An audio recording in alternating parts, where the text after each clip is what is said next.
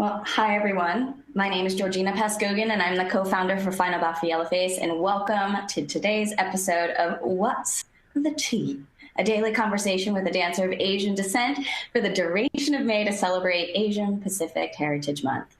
In these discussions, we really want to highlight the achievements and experiences of Asians in dance. And today I have my friend, Anthony Huxley from New York City Ballet, principal dancer. And I'm assuming you're wanting to call out the New York City Ballet Dancer Relief Fund. But if there's anything else, in case we have some crazy rich Asians out there, you'd like to highlight as a donation, I'll be sure to include the link. Yeah, I'll think about it. Okay, yeah. Great. Sure, the New York City Ballet Relief Fund has enough press right now. Yeah, I feel the same. But let's see. Let's start with how the hell are you doing during this time? How's your family? Are you in New York? This is a crazy time. What are you missing right now? I think you're also teaching, which is amazing. Kind of give us let's check in first. Well, I'm in Brooklyn, my apartment with Devin, and we're it's like day by day, don't even know what's happening, just doing class and then watching TV, puzzles, cooking. It's like nothing else to do, but we're good. Have you at least been able to get out when the weather's nice, or is it? Yeah, but it's still I'm such a germaphobe, so I'm just No. It's very What About Bob, Bill Murray style. Yeah. And if you haven't watched it, you should definitely rewatch that movie. I took some great solace in that. And so, yeah, everyone knows everyone's season all over the globe has been canceled, and we're not going to be dancing in the near future. Was there anything coming up in the spring season that you were really looking forward to dancing?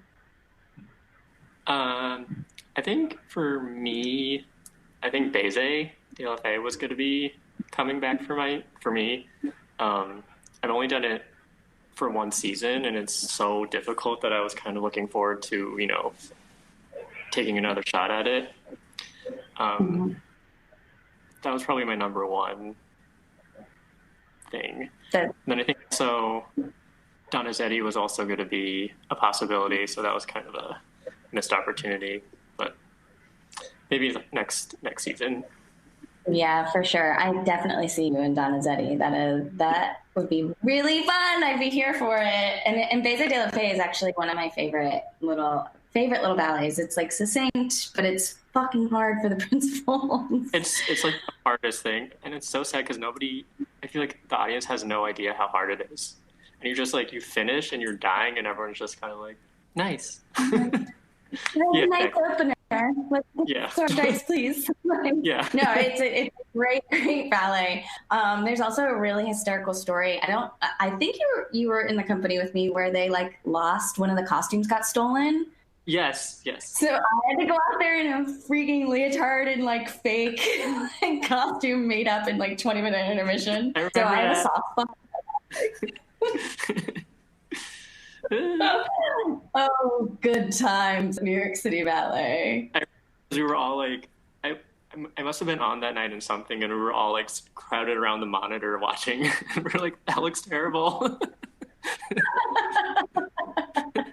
I just remember Russell Kaiser running up and being no, everyone else has ruffles. And he got this tiny little bow, and he stuck it on my chest, and I was this isn't going to make it any better. But all right.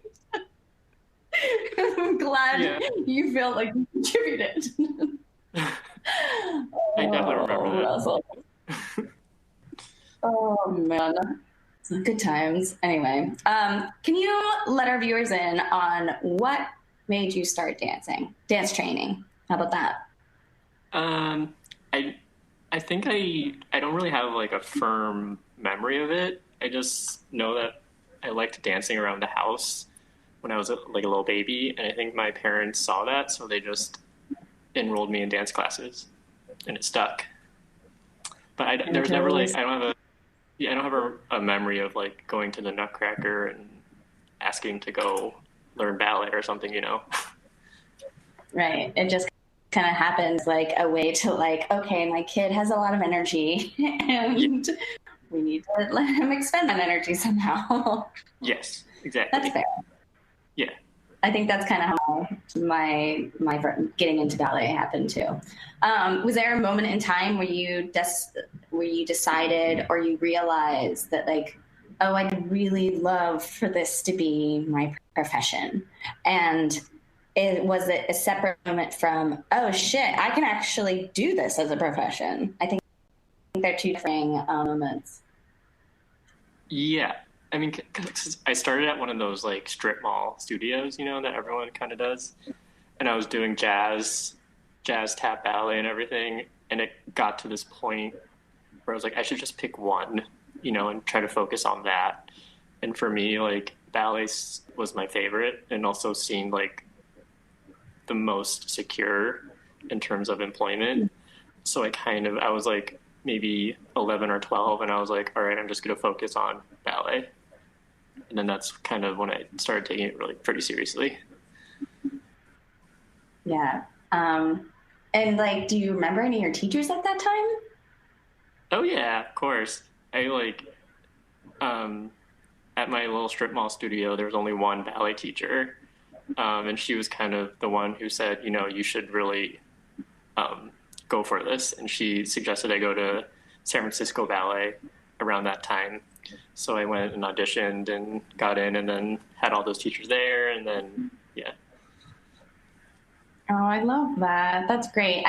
There's been a number of interviews where the dancer has been just kind of like floating along, or they were like in dance class because their sister was in dance class, and then like the teacher made the sacrifice, even though like dance teachers in these like everywhere are trying to make their own money, and she recognized that talent in you enough to like sacrifice her own income to be like, you need to go train here, like I can't Yeah. give you what you need, so baby bird, fly off. Yeah. Well, it's also like I was the only, boy in the class, and she was like, I don't know what else I can do for you. So if you really want to like take this further, you need to like get male training. Yeah. Well, thanks to her, because now we Yeah. have you, and I love watching you dance. Um, and what about your ethnic and cultural heritage? Can you enlighten our viewers as to your background, and to what degree do you feel connected to it?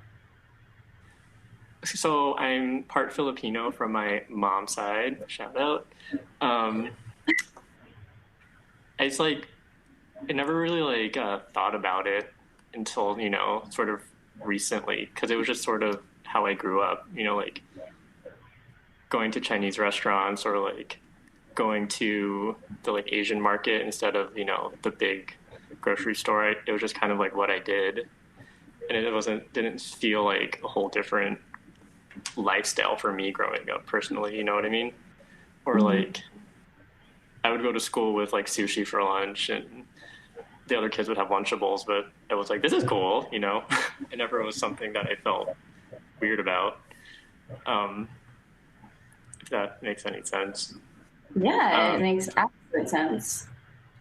So it never seemed like I never felt sort of like different.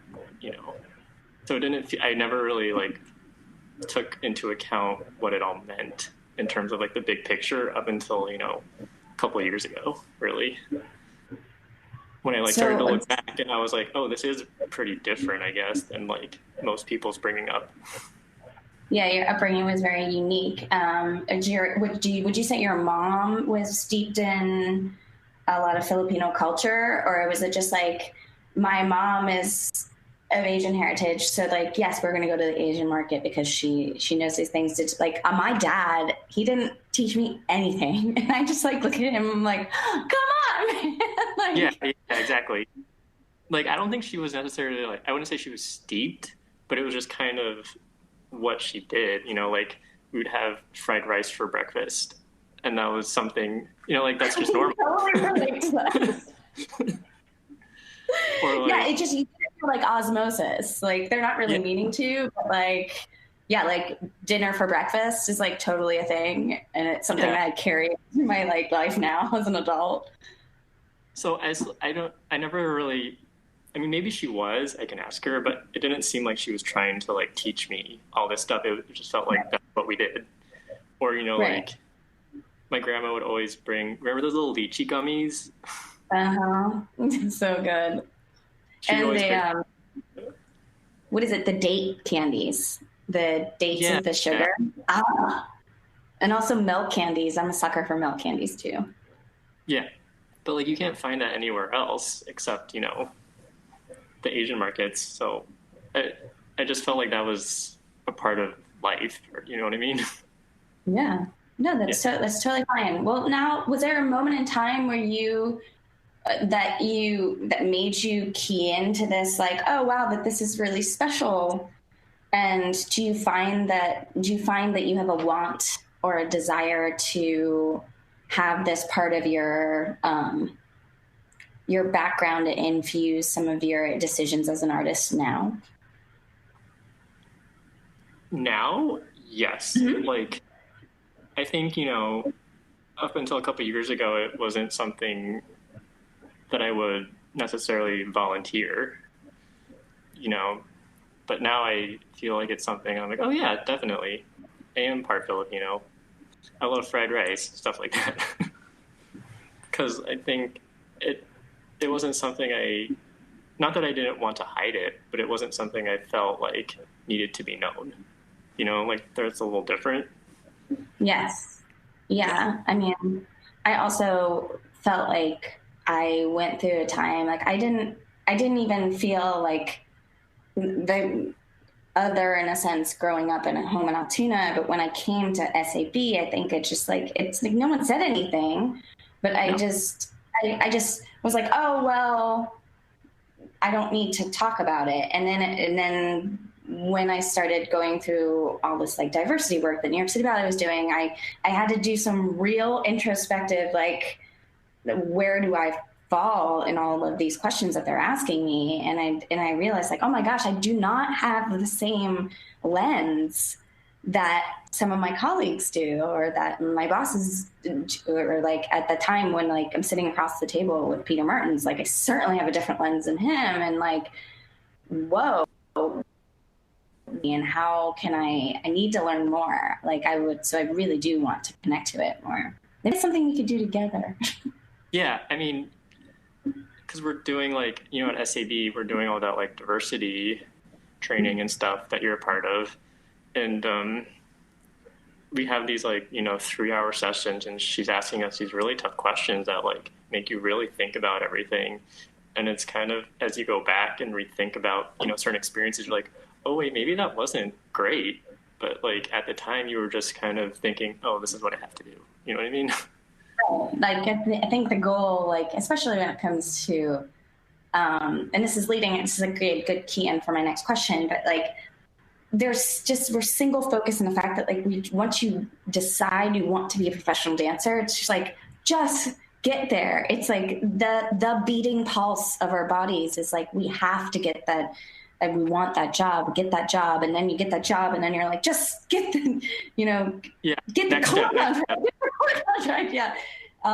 So yeah, it's really, I find it almost like a luxury to be so established to now have the time to go back and not redefine, but define where I stand in my heritage too. And that like yeah, mom is Italian, but my dad is also Filipino, and I'm claiming both.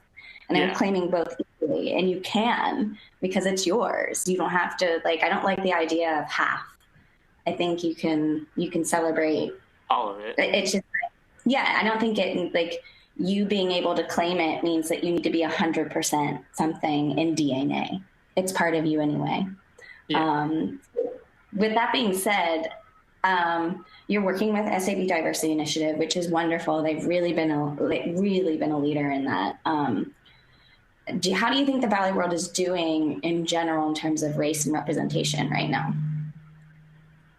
I mean, I can't speak for the general ballet Yeah. world, but I know just in our little, well, I don't want to say little world, but at SAB, we're really, it's a whole new thing that and it doesn't change overnight. It's like impossible. And it's like, now that you think about it, you see like students differently, you know? Like, I think one of the things we're trying to do is not say, oh, this student and this student is the same just because of like a race, but like that there are different boxes even that you could put a student in to like compare them with other ones. You know what I mean? Like, oh, these two wear jewelry, or like, instead of just being like, oh, this is the same race, but that sort of idea of, you know, looking past that. And then also learning about even how in the younger ones, there are studies about how different race is, their like brain development is different. So like as kids, you're teaching them and you think, oh, they're not getting it.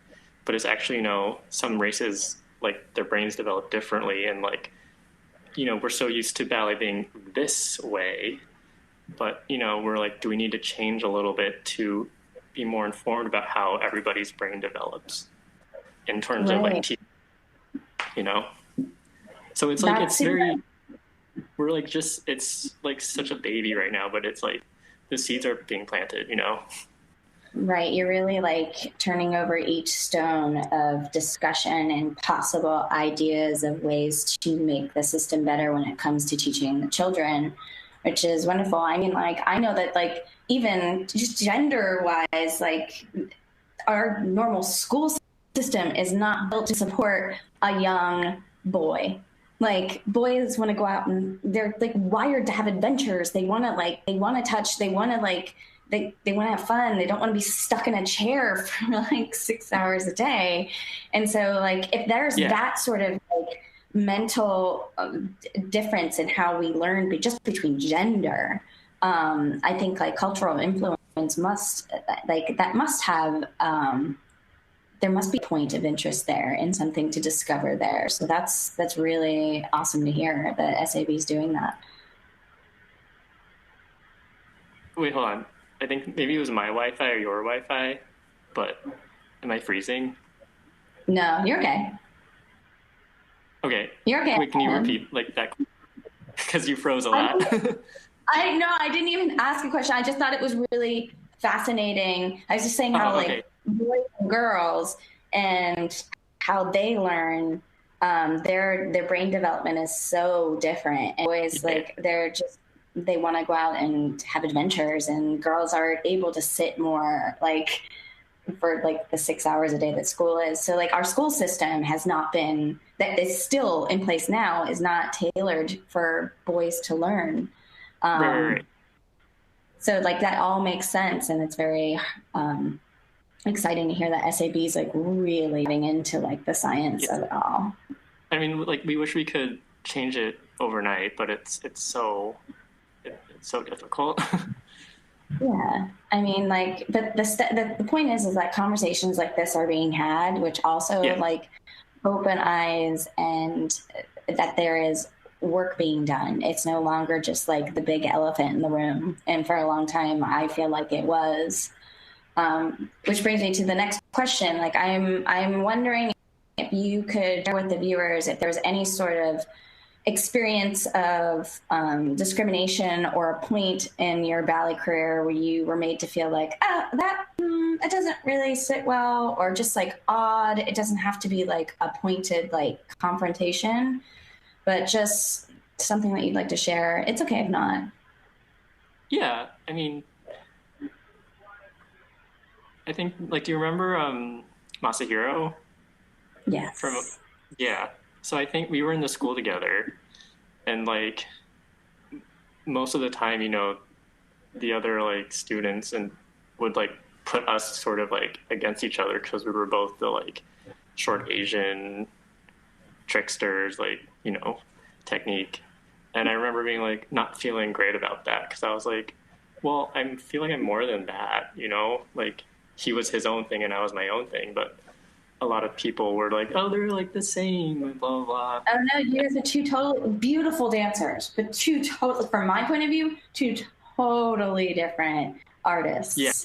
Yeah, and also two totally different technicians, both technicians, but like that I don't feel like there's a comparison at all other than just the blatant race. Like, yeah. you guys look alike.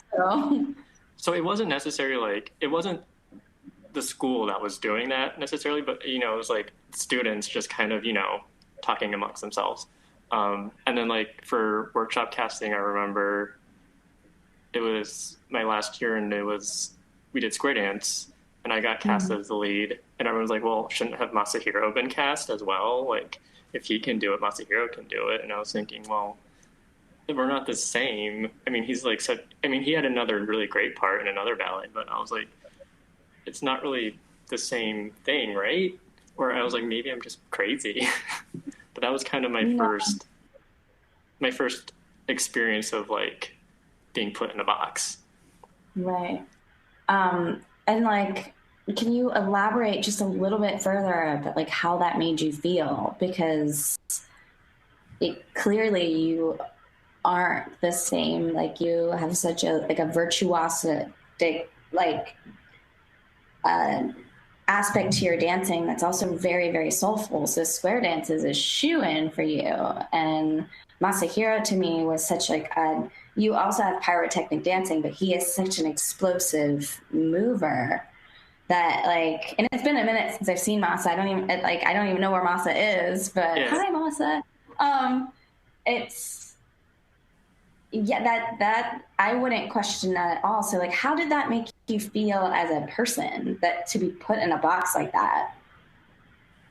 Well, I think to be put in that, I mean, I was scared, to be honest, because a lot of people were saying, oh, they're both really short and like, they're probably not going to get a job because of that. And so I remember being like, how do I distance myself from Masahiro as much as possible? Because like, people thought he wouldn't be able to get a job because of like his proportions and stuff like that. So that was like, for me, that was a big fear in my head because people had put us in the same box. And then, they were saying like, this box doesn't get jobs, So that was sort of my like final year. Like my brain was in that mode. I mean, and then eventually Peter hired me as an apprentice and then took Masahiro as a guest artist. So like, it didn't matter. But, just that whole culture of like, oh, in ballet, that box is not needed. You know what I mean? Right. I feel like there's room at the table for everyone, not necessarily in the same company, but like there is like you're needed as a dancer and in the ballet world. And it sucks. And thank you for sharing that. It sucks that you had to like an already competitive environment. You had that extra anxiety added on. And it was from just our human nature, just from the kids. And like you said, like I'm going to reiterate that you didn't feel that it was coming from the teachers per se, but from like your peers and how much that affect your self-esteem and like clearly you're very strong and your center, but like that's it ballets are already hard. Like we should already like if like that's the wrong kind of competition to have. Yeah. And for them to like boost themselves up because I don't know they were having like an inch taller, like who's right. That's too much. And so thank you for doing that. That's really, really, really wonderful information to have out there. But it's like it was my like you saying from like the school itself, it was just kind of like in the broad picture of what ballet is, no one saw us like on stage because there isn't, at least not in the United States really. Right. And like there are aspirations for dancers, even of short stature, that like you can be the virtuosic male of the ballet. You can be the lead. You can be the prince. It's just we haven't had that example put forth in our media, not even like in our stories, in our Disney stories or anything. It's like, besides like Mulan, and that was even a woman for the most part. Like I think, it's I'm happy that things are at least shifting. Can we take it back to your parents? They clearly put you in ballet class. I want to know how they felt about you choosing this as a professional career. I think they were very supportive. The only thing was my dad was like, you should probably go to college just in case. And I remember thinking, no, I don't want to. I mean, I was like, if I don't get a job, I guess I'll go to college. But for the most part, they were pretty supportive, actually. That's wonderful. Wonderful to hear. Yeah. I mean, my parents, like, they don't really get, sometimes I feel like they don't really understand still what the deal is with me being a ballet dancer.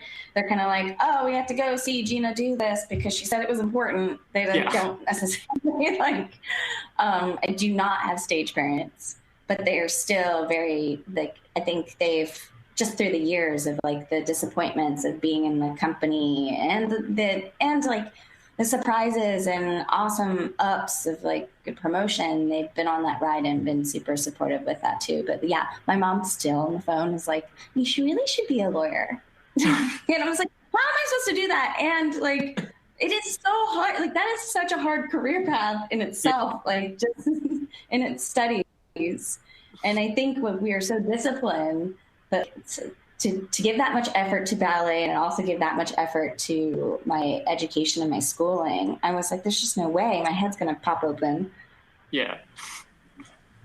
Like I do want to be single focused in this endeavor for as long as I can. And I feel like school's always going to be there. We're always going to have the opportunity to be in a classroom. Exactly. Because you don't need a body for that. Exactly. So you are a teacher and a wonderful one at that. I've seen you teach. I've watched some of your classes from afar. Not trying to be a creep, but what is your advice for young dancers, especially right now in this crazy time, who really, really want a career in dance? I feel like that's such a common question. The easy answer is like just to keep working, but really that's all you can do, is just keep working at your own craft and making yourself a better artist each day, like every day, not even physically, but also mentally, trying to like fight your own mental demons even because they start young. Oh, absolutely. Absolutely. Yeah. I think, and that's so, your answer is very unique in that you are making that point that like it is development, yes, in the practice of ballet, the dedication, that ritual of doing the steps and taking the bar and taking the classes as much as we can in our like varied situations, kitchens, studios, whatever.